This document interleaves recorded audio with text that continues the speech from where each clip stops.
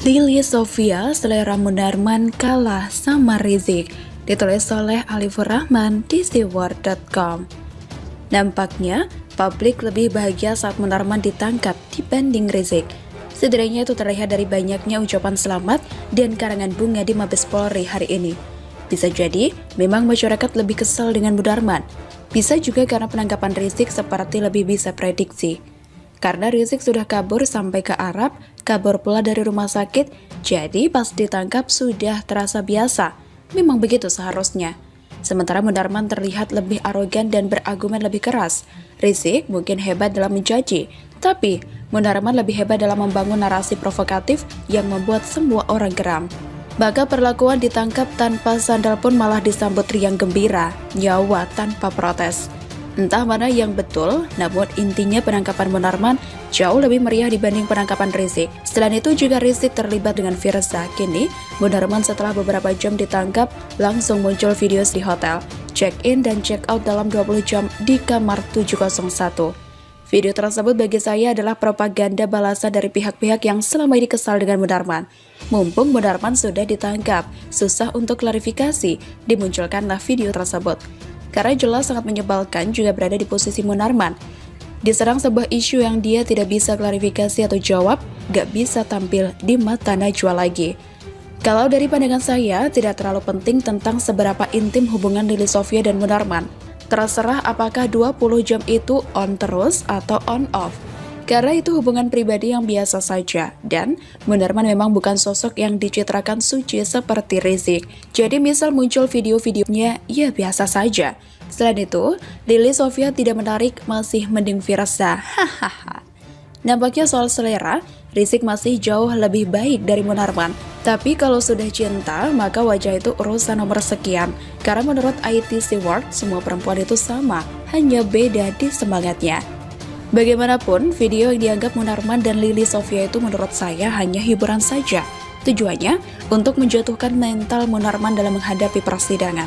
Selain itu, ini juga dapat berfungsi sebagai penangkal demo berjilid-jilid, karena kita tentu tidak mau setelah ini muncul demo kriminalisasi ulama.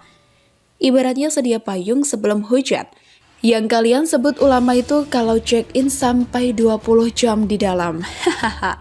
Kalau saya sih nggak kasihan sama Munarman, biarlah dia mendapat berbagai hukuman, karena provokasinya selama ini sangat liar. Peranannya dalam koordinasi demo jelas menyusahkan banyak orang. Aksinya dalam melakukan baiat terhadap pengacauan jelas merupakan ancaman pada negara. Kita dibuat sibuk ngurusi cecunguk macam Munarman. Jadi misal sekarang dia kena sanksi sosial, ya biarkan saja. Tapi saya kepikiran dengan sosok Lily Sofia. Seberapa jauh peranannya? Kalau hanya cinta dengan Munarman, iya gak apa-apa. Masa kita mau menghujat rasa cinta? Dan untuk siapapun yang menyebar video tersebut, saya harap identitas asli tidak sampai dibuka sepenuhnya. Bila ini murni soal cinta dua manusia.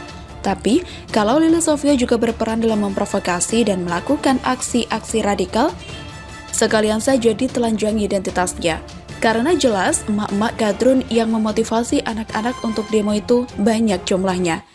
Dalam kasus skandal ini saya tidak terlalu antusias. Mau dibongkar terus atau tidak, rasanya biasa saja. Saya lebih tertarik menunggu sidang Munarman. Apakah akan sama lucunya seperti Rizik atau terjadi lempar-lemparan sandal dalam persidangan? Tapi kita masih perlu sedikit bersabar karena sidang Munarman masih lama. Proses penangkapan sampai penetapan tersangka masih akan berlangsung. Sekarang, silakan nikmati cerita skandal Lily Sofia dulu. Ya meskipun wajahnya tidak semenarik Firza, yang penting kan semangatnya. Semoga kini Munarman sadar bahwa yang ketinggalan bukan hanya sandalnya, tapi jejak-jejak check-in-nya.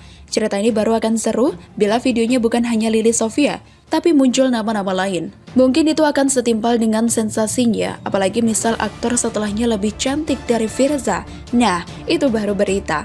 Begitulah kura-kura. Game over, Munarman terancam penjara seumur hidup, ditulis oleh Sardi di SeaWorld.com. Mungkin Munarman akan lebih mengenaskan nasibnya ketimbang Rizik. Benar yang saya dengar, bahwa Munarman jauh lebih berbahaya dibanding Rizik. Munarman itu ibarat otak dan Rizik adalah semacam pion. Rizik melalui 3 kasusnya, belum termasuk kasus lama yang belum diusut ulang, terancam beberapa tahun penjara, tapi Munarman lebih parah. Kepala Bagian Penerangan Umum Divisi Hubungan Masyarakat atau Kabag Penomdiv Humas Polri, Kombes Pol Ahmad Ramadan, mengatakan Munarman disangkakan 2 pasal dalam Undang-Undang Nomor 5 Tahun 2018 tentang tindak pidana terorisme. Pertama, Pasal 14 Jungto Pasal 7. Kedua, Pasal 15 Jungto Pasal 7 dengan ancaman pidana berupa hukuman penjara seumur hidup. Pasal 14 Undang-Undang Nomor 5 Tahun 2018 berbunyi, setiap orang yang dengan sengaja menggerakkan orang lain untuk melakukan tindak pidana kekacauan sebagaimana dimaksud dalam Pasal 6 Pasal 7.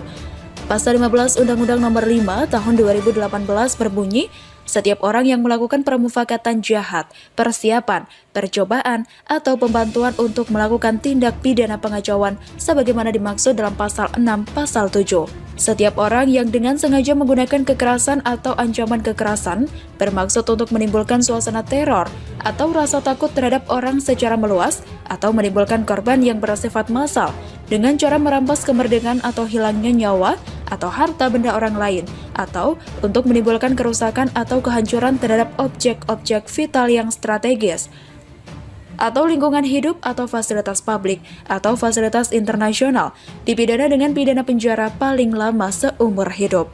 Jadi bisa ditarik kesimpulan kalau Munarman diduga bermain di balik layar dalam tindakan pengacauan entah itu menghasut orang lain, membantu dalam hal persiapan maupun rencana tindakan pengacauan, dan ancamannya memang lebih berat, hukuman maksimal seumur hidup. Selama ini kita berpikir Rizik adalah orang yang menjadi biang kerok semua kekacauan ini. Tapi saat ini kita sudah sadar Munarman adalah salah satu orang yang seharusnya ditindak tegas sedari dulu. Munarman dianggap terlibat dalam aktivitas pengacauan meski tidak langsung terjun ke lapangan.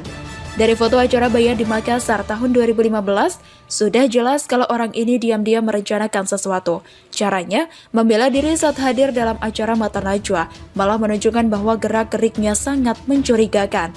Aneh kalau dia tidak tahu soal acara baiat, apalagi dia diduga juga hadir di Jakarta dan juga Medan.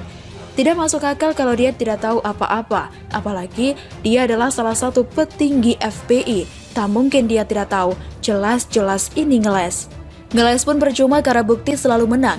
Sebagus apapun mereka berusaha menutupi kebusukan, lama-lama pasti akan ketahuan.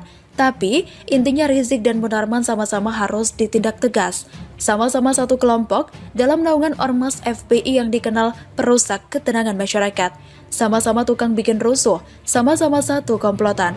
Dengan demikian, ini adalah akhir dari kiprah Munarman. Kalaupun nanti tidak seumur hidup, setidaknya hukumannya bakal lebih lama dari biasanya. Dan ini adalah berita baik buat kita semua dan negara ini.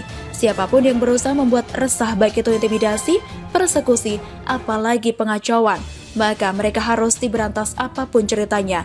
Harusnya Munarman kabur selagi masih bisa, hehehe, kabur dan tidak usah pulang lagi. Bila perlu pergi bersama dengan komplotannya, minggat dari negeri ini, pindah ke negara lain yang dianggap sesuai dengan impiannya. Tapi mereka mungkin merasa sombong dan yakin tidak akan ditindak tegas negara. Dengan dukungan tameng dari pendukung serta narasi kriminalisasi dan menjual agama, mereka yakin sekali tidak tersentuh oleh pemerintah. Bisa dibilang mereka di atas angin hingga menjadi lengah dan tidak waspada. Ternyata mereka sudah lama diincar dan ditarget. Kesabaran pemerintah sudah meripis ketika mereka makin lama makin tidak ada otak. Jujur saja negara cukup repot pelihara warga seperti ini. Sudah lama mereka bikin semak dan menjadi parasit yang pelan-pelan ingin menghancurkan negara ini. Lalu berusaha mengganti ideologi negara. Kalau mereka ingin menghancurkan NKRI, maka negara wajib menghancurkan mereka dulu.